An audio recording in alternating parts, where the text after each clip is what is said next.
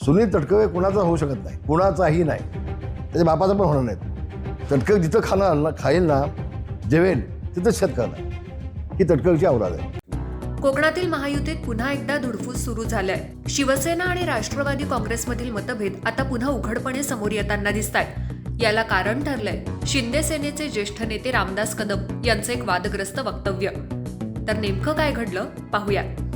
सध्या राज्याच्या राजकारणात राष्ट्रवादी शरद पवार गटाचे नेते जयंत पाटील यांच्या संभाव्य एनडीए प्रवेशाच्या चर्चांनी जोर धरलाय. मुख्यमंत्री देवेंद्र फडणवीस यांच्यासोबत झालेल्या भेटीनंतर या चर्चांना अधिकच उधाण आलंय. या भेटीदरम्यान प्रफुल्ल पटेल आणि राष्ट्रवादी काँग्रेसचे प्रदेशाध्यक्ष सुनील तटकरे उपस्थित असल्याची माहिती रामदास कदम यांना देण्यात आली. यावर प्रतिक्रिया देताना कदम यांनी सुनील तटकरेंवर अत्यंत जहरी शब्दात टीका केली.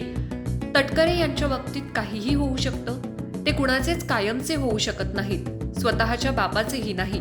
इतक्यावरच न थांबता त्यांनी पुढे आणखी कठोर शब्दांचा वापर करत ते म्हटले, सुनील तटकरे जिथे जेवतील तिथेच छेद करतील, त्यामुळे त्यांच्या बाबतीत न बोललेलंच बरं. त्या भेटीदरम्यान सुनील तटकरे आणि प्रफुल्ल पटेल सुद्धा होते असं सांगण्यात आलं होतं. सुनील तटकरेच्या बाबतीमध्ये काही होऊ शकतं. सुनील तटकरे कुणाचा होऊ शकत नाही, कुणाचाही नाही, त्याच्या बापाचा पण होणार नाही. तटकरे जिथं खाईल ना, जेवेल तिथंच शेत करणार. ही तटकरेची औलाद आहे. त्या तटकरेच्या बाबतीमध्ये न बोलणं अधिक चांगलं आहे असं मला वाटतं. धन्यवाद. जय महाराष्ट्र. रामदास कदम यांच्या या वक्तव्यामुळे कोकणातील महायुतीत पुन्हा तणाव निर्माण होण्याची शक्यता व्यक्त केली जाते.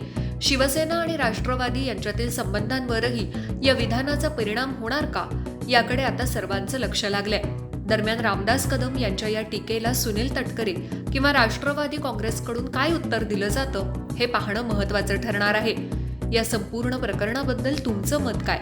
रामदास कदम यांची टीका योग्य आहे का, की महायुतीत हा वाद आणखी वाढणार?